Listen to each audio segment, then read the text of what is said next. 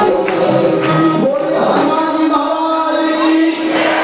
हनुमान जी महाराज पहली बार भगवान से मिले और भगवान ने क्या कहा, हे लखन, हे हनुमान, वैसे तो तुम दोनों ही मुझे प्रिय हो, लेकिन सारे संसार में सबसे अधिक मुझे प्रिय है लक्ष्मण, और आज इस लक्ष्मण से भी डबल प्रिय है मुझे हनुमान। जैसे कहे तय मम प्रिय लक्ष्मण के गुना, तो लक्ष्मण जी को बुरा लग गया।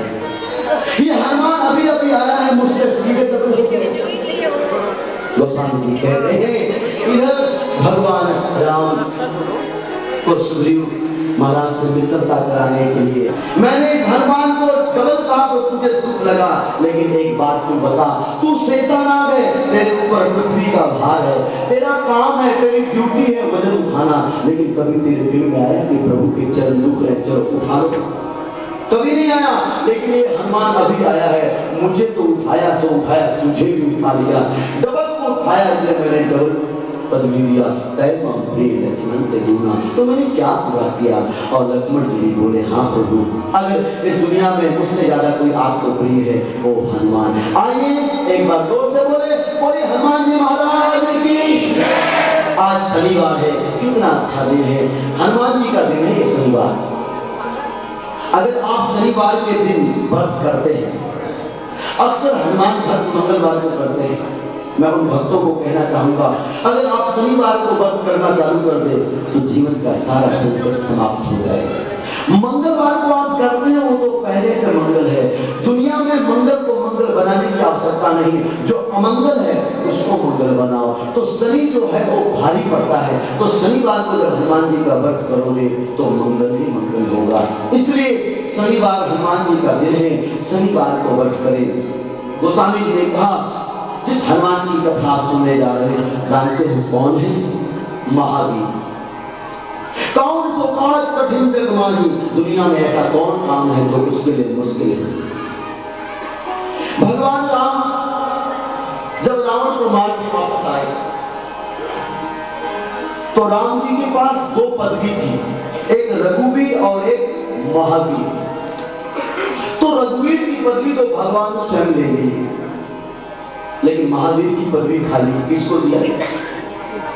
भगवान ने संसार में प्रचार कराया, दुनिया में जो सबसे अधिक वीर हो वो मेरे पास आए, मैं उसे महावीर की पदवी देना चाहता हूं। सबसे पहले मां पृथ्वी आई और कहने लगी भगवान मुझे महावीर की पदवी दे दो। भगवान बोले क्यों? क्योंकि सारा संसार मेरे ऊपर है, ये पेड़ पौधा नदी नाला समुद्र पहाड़ पशु पक्षी मनुष्य सब कुछ मेरे ऊपर है, सबसे वीर हूं मैं, इसलिए महावीर की पदवी। भगवान को भी लगा शायद पृथ्वी ठीक कह रही है, और कदम उठाकर जैसे महावीर की पदवी देने लगे, इतने में शेषानाग आया और कहा प्रभु क्षमा, जिस पृथ्वी को आप महावीर की पदवी देने जा रहे हो, ये पृथ्वी मेरे ऊपर एक रेत के कण के माफिक बैठी रहती है, तो महावीर की पदवी मुझे थी। शेषानाग जब बोल पड़े तो पृथ्वी चुप हो गई, और भगवान जैसे शेषानाग को देने लगे महावीर की पदवी, इतने में भगवान शिव ने कहा शेष भूल गया तू मेरे गर्दन में लटका रहता है? प्रभु महावीर की पदवी मुझे दीजिए, ऐसे ऐसे सैकड़ों शेषनागों में शरीर में धारण करके घूमता हूँ। भगवान बोले हाँ बात तो ठीक है, और भगवान शिव को जब महावीर की पदवी देने लगे तो नंदी जी आ गए, बोले प्रभु क्षमा, छोटी मुंह बड़ी बात, आप और मैया पार्वती और आपका मोटा वाला बेटा तीनों मेरे ऊपर बैठे रहते हो, इसलिए महावीर की पदवी मुझे। भगवान शिव भी मौन हो गए। नंदी बाबा को जब महावीर की पदवी देने लगे, इतने में कैलाश पर्वत बोल पड़ा, नंदी तू और तेरा परिवार, तेरा मालिक और तेरा मालिक का परिवार सभी मेरे पीठ पर बैठे रहते, इसलिए प्रभु महावीर की पदवी मुझे।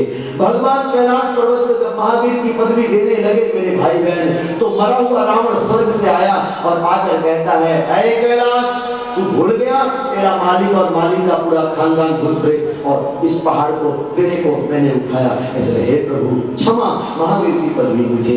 भगवान कदम उठाकर सोचे चलो रावण को ही दे देते महावीर की पदवी, और जब रावण को देने लगे तो भगवान का जो बाण है ना, वो पीछे से बोल पड़ा, प्रभु रुक जाओ अभी। क्यों?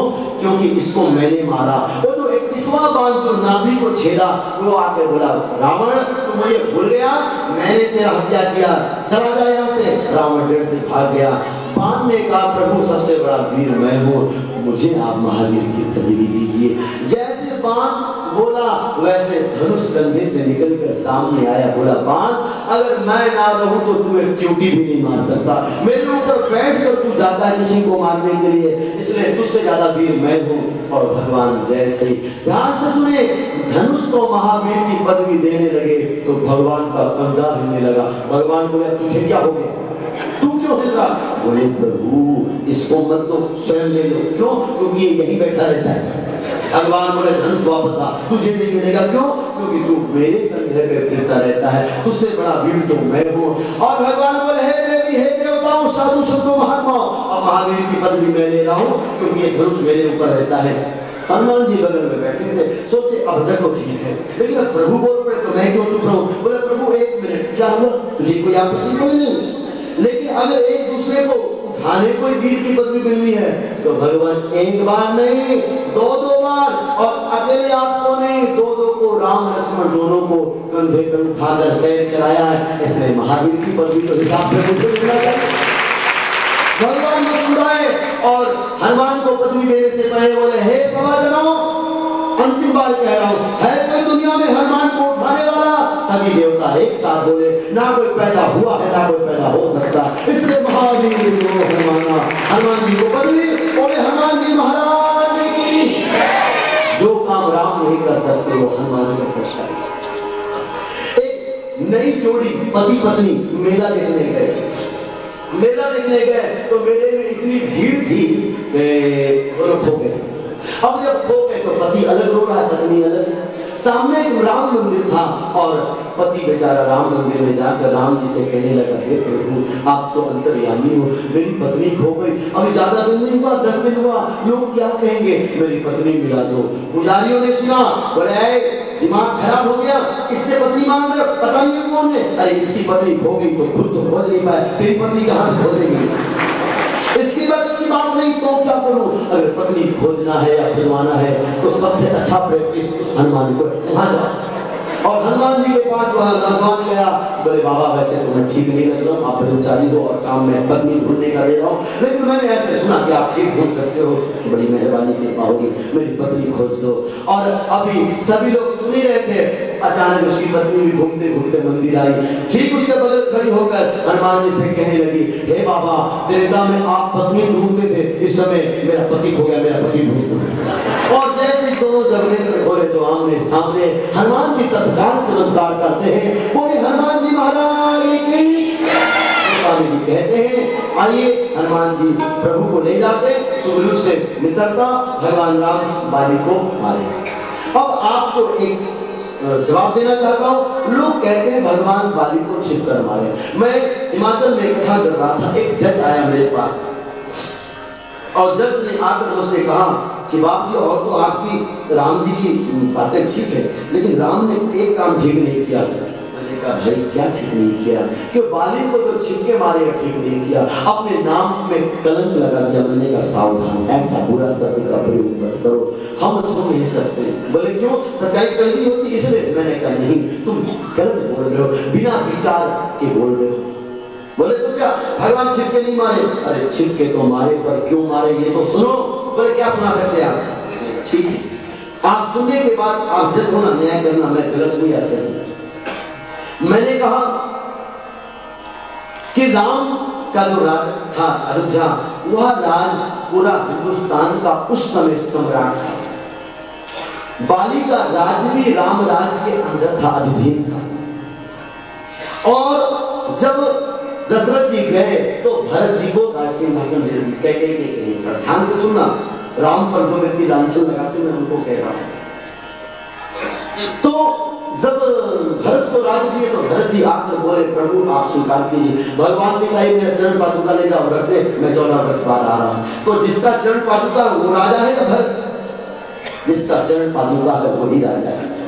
हाँ, राजा बाहर गया हुआ गैर हाजिर में छोटा भाई संभाल रहा, क्योंकि भरत ने तो संभाला भी नहीं, वो तो नंदी गांव चले गए थे तपस्या करने। तो एक सेवक